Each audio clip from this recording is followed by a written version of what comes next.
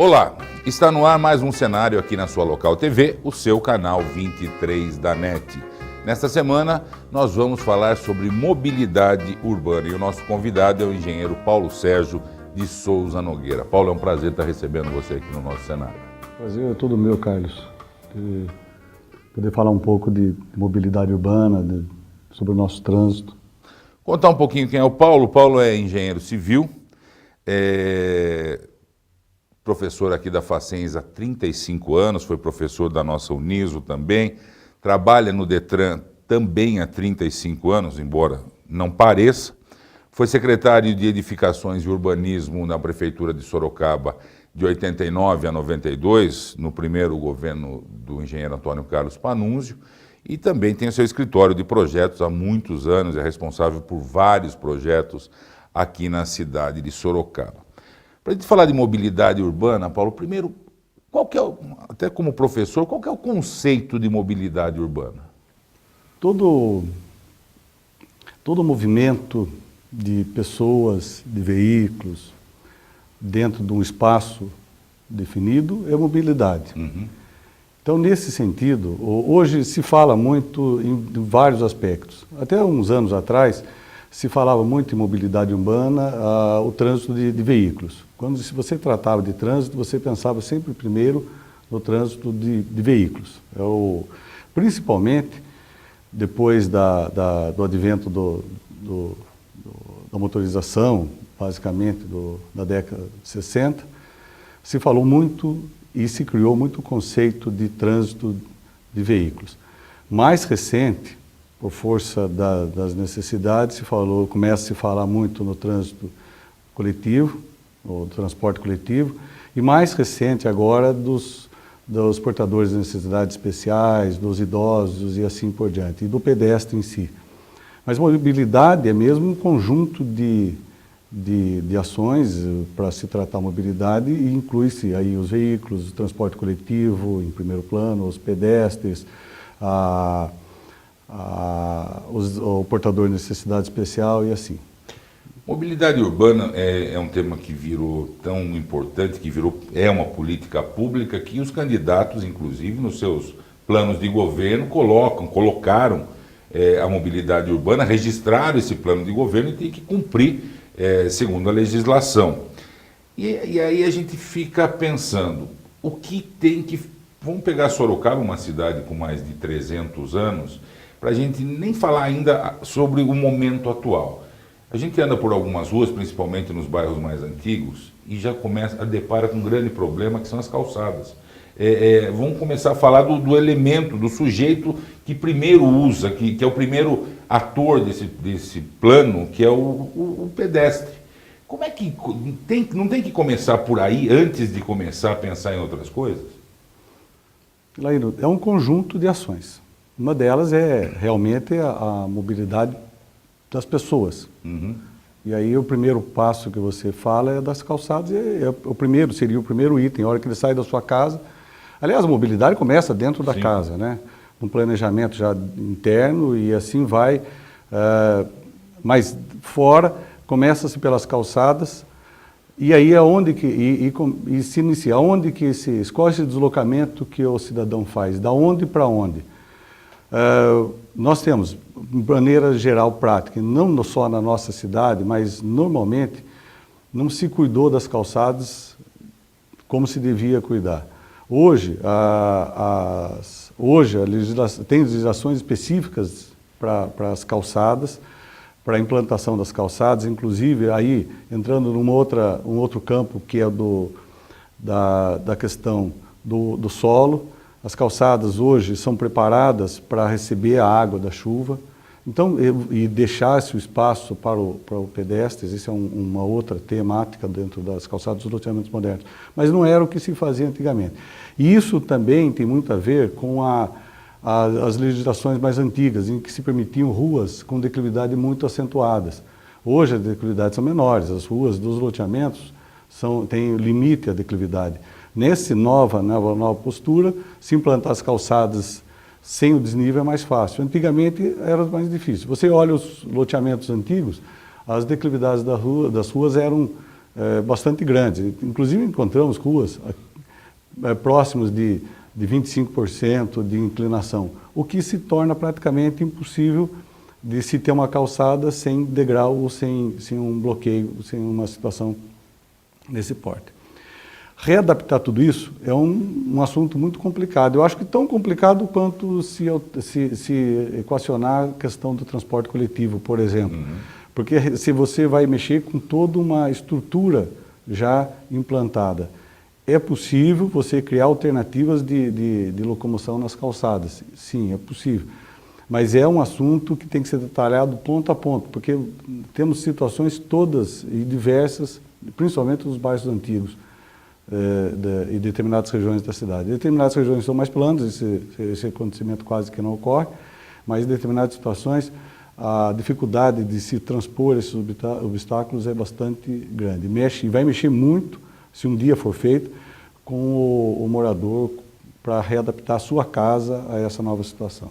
A gente nota mais isso, principalmente na região ali do Mangal, com ruas com ladeiras muito acentuadas, mas já percebe que nos novos empreendimentos, nos novos condomínios, realmente já tem acho que a própria lei do zoneamento já coloca esta imposição para tanto para o loteador quanto para a pessoa que compra o seu lote, né? A lei do parcelamento do solo e do loteamento, ela já impõe essas inclinações menores.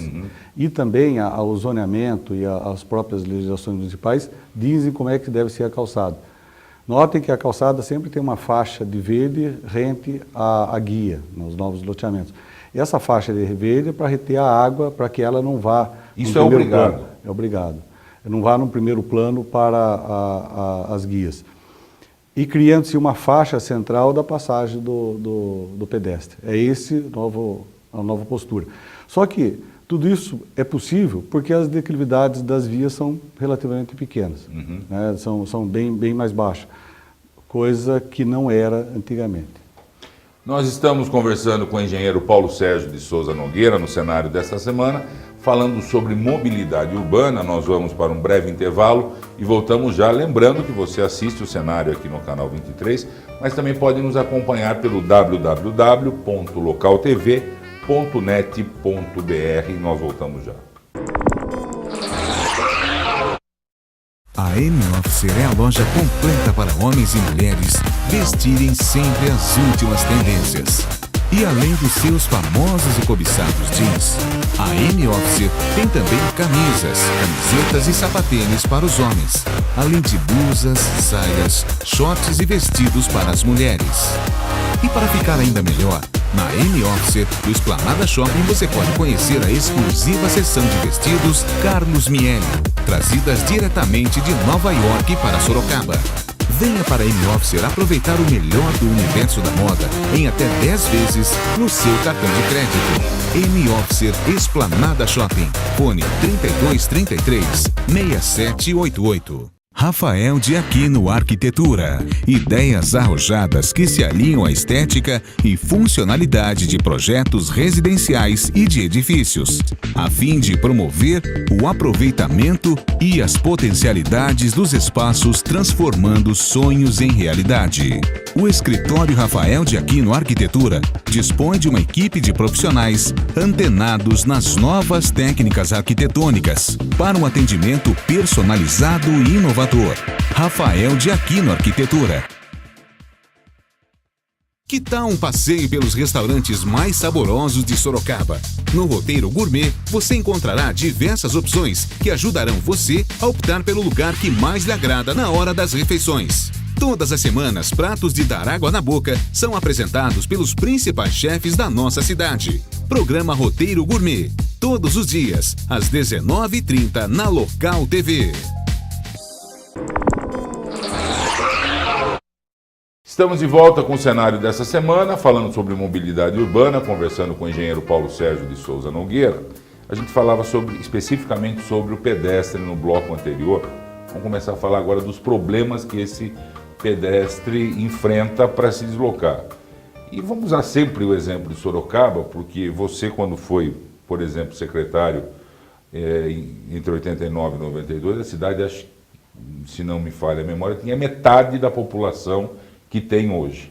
Ela dobrou a sua população nesses 20 e poucos anos. Além disso, ela conheceu um crescimento nos últimos 16 anos, que foi uma das coisas mais fantásticas no Brasil, entre os municípios do Brasil. E, consequentemente, o poder aquisitivo das pessoas aumentou. Então, como é que você está enxergando o Sorocaba nesse momento, onde as pessoas estão comprando mais carros? Os números aí da Ciretran dão conta de 900 novos licenciamentos por mês, e o transporte coletivo para quem quer usar, Paulo? É um assunto complexo e não é só de Sorocaba. Nós, sorocabanos, sempre citamos a nossa cidade como uma situação excepcional. E, de fato, ela é uma situação um pouco diferente. Porém, ela se adequa muito ao que aconteceu no nosso país nos últimos anos. Eu lembro que quando eu deixei a secretaria no final de 92, Sorocaba tinha aproximadamente 400 mil habitantes, próximo disso. Mas eu falo de trânsito um tempo antes até.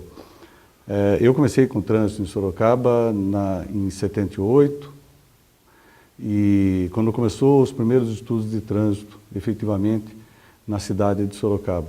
E naquela época, Sorocaba tinha algo em torno de 300 mil habitantes. E a relação de carros por habitante era quase 1:8, aproximadamente a isso. Era muito menor do que agora. Embora nós não tivéssemos grandes avenidas na época, e o processo de circulação era muito diferente do que é hoje. Mas todo o cenário, ele não é tão claro e precisa ser analisado sempre naquele momento. Naquele momento, Sorocaba, em 78, era uma. Só como exemplo, todos os ônibus convergiam para o centro da cidade. A cidade se deslocava toda para o centro. Sorocaba vivia do centro, de todos os seus grandes negócios eram feitos no centro. A 15 de novembro, por exemplo, era o local mais caro da cidade, ainda é um local muito valorizado, mas era potencialmente mais caro da cidade, porque todo mundo circulava por lá, porque todos os bancos eram da 15 de novembro.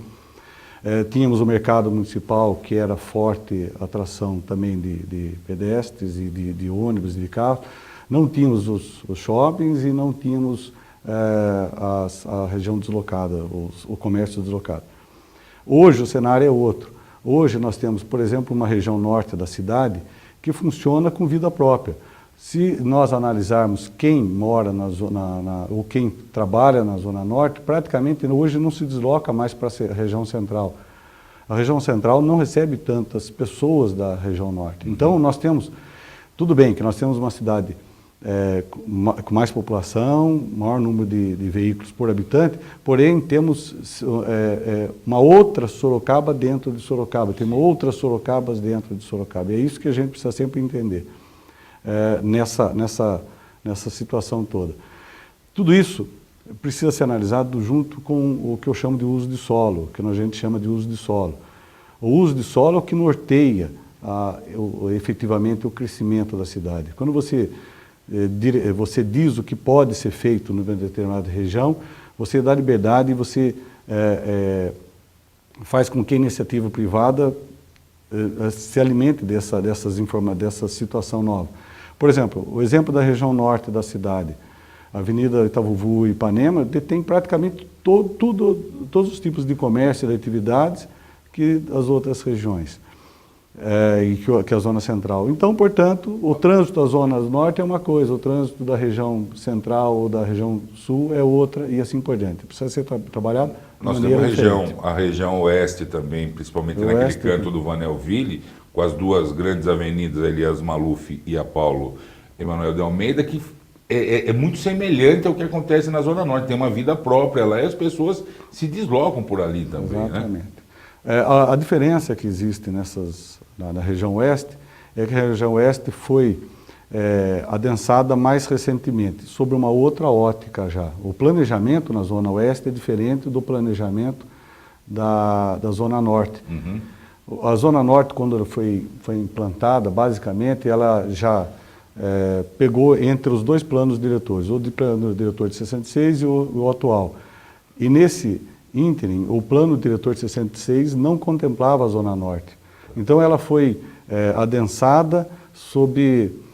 muito se deve ainda da situação boa até que se tem na Zona Norte, graças ao pessoal, os técnicos da prefeitura, que conseguiam ainda impor algumas normas restritivas para o deslocamento da nossa malha viária na região norte da cidade.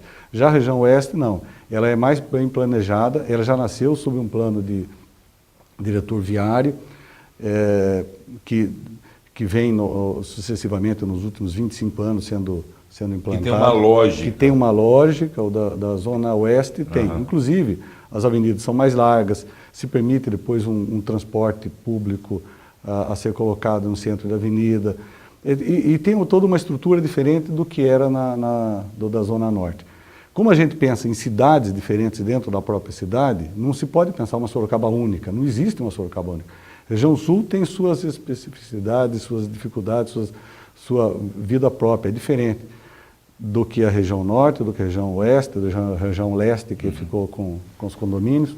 São situações diferentes que precisam ser tratadas de maneira diferente. Não é simplesmente pensando num único plano. Antes da gente ir para o intervalo, só vou lançar a questão. Paulo Sérgio foi um dos primeiros profissionais que pensou terminal urbano de ônibus e que já conhecia esse processo. Na volta do intervalo nós vamos falar sobre o transporte coletivo e sobre o transporte individual, sobre os automóveis. Você está acompanhando o cenário nessa semana falando sobre mobilidade urbana. Vamos para um breve intervalo e voltamos para o nosso último bloco. Rafael de Aquino Arquitetura. Ideias arrojadas que se alinham à estética e funcionalidade de projetos residenciais e de edifícios, a fim de promover o aproveitamento e as potencialidades dos espaços, transformando sonhos em realidade. O escritório Rafael de Aquino Arquitetura dispõe de uma equipe de profissionais antenados nas novas técnicas arquitetônicas para um atendimento personalizado e inovador. Rafael de Aquino Arquitetura. Personalidades marcantes, irreverentes, gente da nossa gente. Daniel Perdiga recorda fatos e acontecimentos de sorocabanos que fazem história em nossa cidade. Programa Gente de Palavra, todos os dias, às 22h30, aqui na Local TV. Agora você compra sua viagem quando e onde quiser. O novo site da Monções Turismo, além de encontrar as melhores dicas de viagem, você compra suas passagens aéreas online com os melhores preços. E tem pacotes nacionais e internacionais em ofertas exclusivas. Acesse www.monções.com.br e boa viagem. Monções, viva a verdadeira experiência.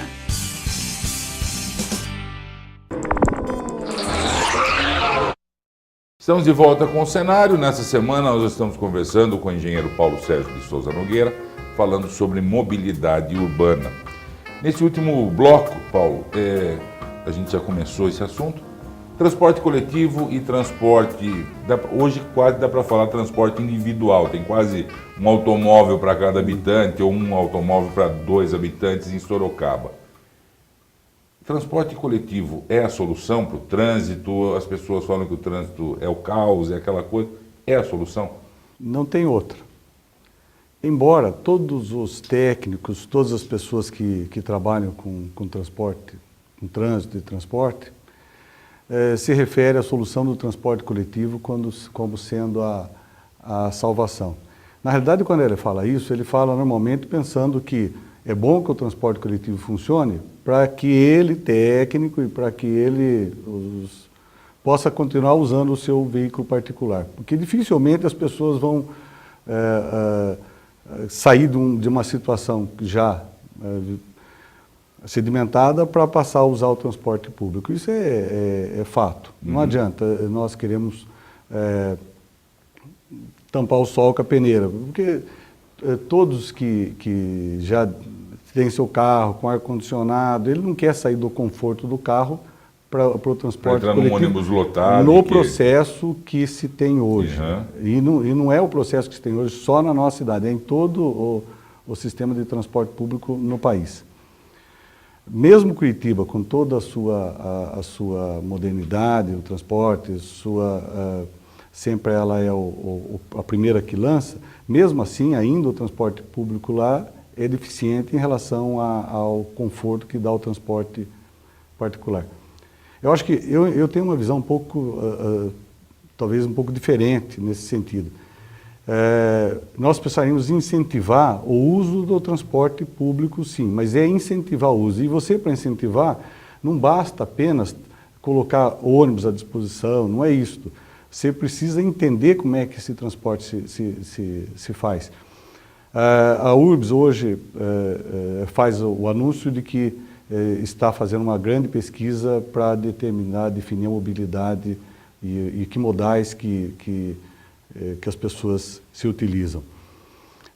Isso é importante, isso é extremamente importante, essa pesquisa, e interpretar corretamente a pesquisa. Eu vou dar um exemplo, o pessoal da região sul da cidade, o pessoal do Campolim ou dessa região toda da cidade, os seus deslocamentos normalmente são feitos por veículo próprio. Por quê? Porque que se tem essa facilidade do veículo próprio, e segundo, porque não se dispõe de um sistema público que substitua o carro nesse sentido. Ele teria que pegar um ônibus, ficar de pé dentro do ônibus, sem ar-condicionado, sem música, sem nada, e ele não vai fazer isso. Uhum. E terá que se deslocar ainda para um terminal, para depois se deslocar para outro ponto, e ninguém vai fazer isso. Não adianta, isso é utopia imaginar uma situação desse tipo. E essa situação está se espalhando para outras regiões da cidade, mesmo as regiões com poder aquisitivo menor. Hoje o cidadão já tem seu carro, já descobriu o conforto do ar-condicionado e dificilmente se faz, sem uma política muito forte nesse sentido, fazer com que ele mude o seu status quo. Ele não vai sair do seu conforto, do seu carro, da sua facilidade de chegar, mesmo que demore mais, por o trânsito mais complicado, chegar ao seu destino, mesmo que gaste mais. Ele vai pensar duas vezes antes de usar o transporte público. Na campanha eleitoral do ano passado, a gente viu praticamente uma guerra de siglas, BRT, VLT, tudo que os candidatos ou as equipes entendiam como a solução milagrosa para o problema. Isso pode ser uma solução ou... por exemplo, eles mostravam andando em grandes artérias, até sugerindo no traçado do Sorocaba Total. É essa a necessidade das pessoas para esse transporte coletivo? Depende de onde para onde se desloca. Se nós entendermos que, volta à questão da Zona Norte. Zona Norte é uma outra cidade. Ela não se desloca mais para o centro. Nem para a Zona Sul, nem para o centro. Ela tem sua vida própria e vai ter cada vez mais sua vida própria. Ela não vai mais não usa o shopping Esplanada para... O pessoal, ele já tem o seu próprio shopping, vão ter mais do que um shopping lá na Zona Norte. A questão do transporte para as grandes indústrias, esse sim, mas as indústrias hoje já têm seu transporte dos seus operários. Esse deslocamento de grandes distâncias, obviamente que eles deverão ser feitos com veículos maiores, mas não é o único modelo. É o único modelo. Ele tem que ser alimentado por veículos menores, em condição menor. E a própria pesquisa deve determinar o deslocamento de todas as camadas. E não se pode desprezar nenhuma desses deslocamentos. Porque se for desprezado, essa pessoa vai usar o veículo próprio e esse veículo vai congestionar o trânsito e vai diminuir a fluidez do próprio transporte público. Exemplo, falo do exemplo da região sul. O meu filho, por exemplo, estuda no Salesiano. Para ele se deslocar, e eu moro no Campolim, para se deslocar do Salesiano para o Campolim é quase que impossível por transporte público, não há esse meio. Isso então, nós estamos falando numa distância... Uma distância relativamente pequena. Então, a única forma de deslocar ou é a pé ou é de veículo próprio. Porque o deslocamento ele teria que fazer do Salesiano até um terminal, do outro terminal e de pegar o ônibus do Campolim. Ele levaria isso a algo em torno de 1h30, não mais, algo que ele pode fazer em veículo em 5 minutos. É impensável.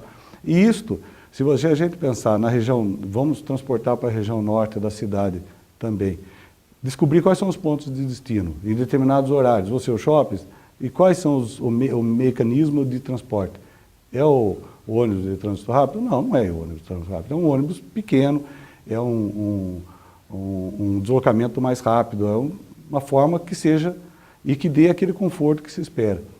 Quando se fala do ônibus rápido, o modelo de Curitiba deu certo, porque se adequou não só o transporte mais rápido, mas principalmente as condições de uso, aos terminais e as estações de transporte, com toda a infraestrutura de acomodação, com todo o aparato que